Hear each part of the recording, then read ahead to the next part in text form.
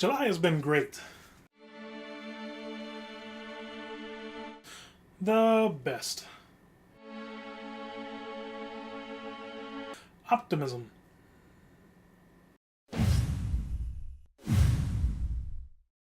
July was rough. As you saw, the living room, the ceiling collapsed. The dust and the insulation went everywhere and made my allergies go absolutely insane. And that happened right as I was preparing for my final presentations and all that fun stuff for school. But all that is over now. I got 3 weeks to relax and read as many books as I can, make all the videos I've been wanting to make for the past couple of weeks, but I have not been able to, starting with this one. The first two books I have to show you, I actually already talked about in my TBR video for this month, so I'm not going to go into too much detail on it. But the first was The Old Man and the Sea by Ernest Hemingway, and I did enjoy this book. It was a little slow to me. It was my first exposure to Hemingway. I'll have to get into more of Hemingway's work before I can actually make any call on whether I like it or not. But this was a bit slow for me. Lots of mentions of the great DiMaggio in here.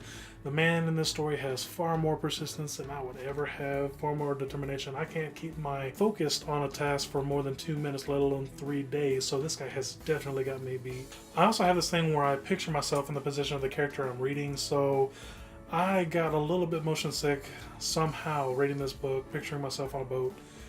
Me and boats don't mix, they just make me nauseous. I'll probably stay away from this book and try to see what else Hemingway has to offer in other works. The next book I read this month was Steelheart by Brandon Sanderson, and like I said before, this was not one of my favorite Sanderson books at all. I did enjoy the story, I really did. I did enjoy the characters, and I'm going to continue on with this series starting this month. You know, spoilers for my TBR this month.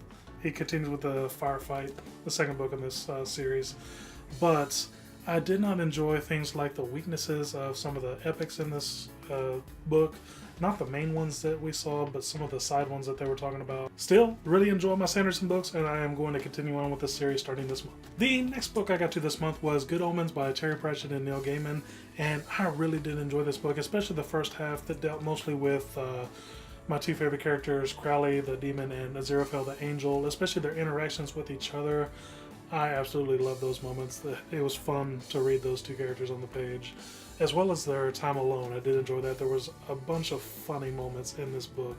I thoroughly enjoyed this story. Some things I really did not like and wish were different were the accents that I had to read from Adam, who was the Antichrist in this book, and the head of the Witchfinders, Witchfinder army. I can't remember his name right now, but their accents that you had to read through these pages were awful. I hate stumbling through accents on a page. And if it was just small little portions of it, that would have been fine, but at times it was big chunks where the dialogue was just hard to decipher and get through. That's my only main problem I had with this book. The next book I read this month was Red Rising by Pierce Brown, and I got this out and I read it because I wanted to see what people were talking about. I wanted to see what the hype was about with this book. And I flew through this book. It dealt with quite a bit of issues. It tackled quite a few issues, racial issues, division of society, different levels of society and how they're treated. It tackled quite a few issues and it was brilliantly done. I loved reading this book. There was a lot of good action sequences in the story. I didn't really connect to the characters all that well in this book. There was a bunch of them that died and I just didn't have any sort of connection with them at all. It didn't affect me at all. I just didn't really care. But there was really good action sequences. There was enough mystery in the book to keep me kind of trying to guess what was going to happen next. And it was just sort of a fast-paced read for me. It just kept piquing my interest and made me want to read more. The next book I read was Dr. Jekyll and Mr. Hyde. I don't have a physical copy of the book because I downloaded it for free on my Kindle. It was not what I was expecting at all. First of all, I thought it was a longer book than it was. It is under 100 pages, I believe. And the second, I thought it would be in the perspective of Dr. Jekyll and Mr. Hyde. I really did. That's how I pictured the story. My entire life was through that perspective. I didn't think it was going to be through the lawyer and how his lawyer sees these events unfolding and how he's trying to, I guess, piece together what is happening to his friend Dr. Jekyll. I was not expecting that at all. I did not know that is how this book was going to go. I also expected it to be much more violent than it was. I guess it's just because of all the movies I've seen and all the stories I've seen of Dr. Jekyll and Mr. Hyde. My expectations were this rage monster going out and pretty much hurting and killing people. That's what I thought the story was about. It really was. The last book I got to this month, and I actually finished this last night, was Ready Player One by Ernest Cline.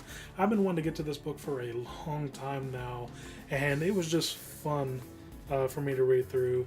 There was a bunch of references in there that I remember. I remember playing a bunch of arcade games that it mentioned. I remember hearing a lot of the songs that I mentioned, and a bunch of them were kind of got stuck in my head as I was reading, as well as a bunch of the movies and TV shows that it mentions as well. This was a joy to get through. I really did enjoy it. It felt like a bunch of the nostalgia items, all the little 80s trivia that was dropped in there felt just like that. It felt like it was dropped in there. But I really didn't mind it. It was just fun to see all these things in this book and try to figure out the riddles that were on the key along with the main character and figure out what was in these gates before they actually got in there. See what was in there. I didn't guess any of them. I really didn't. But it was fun to try. Unfortunately, some of the things in this book were all too true about the world today as well.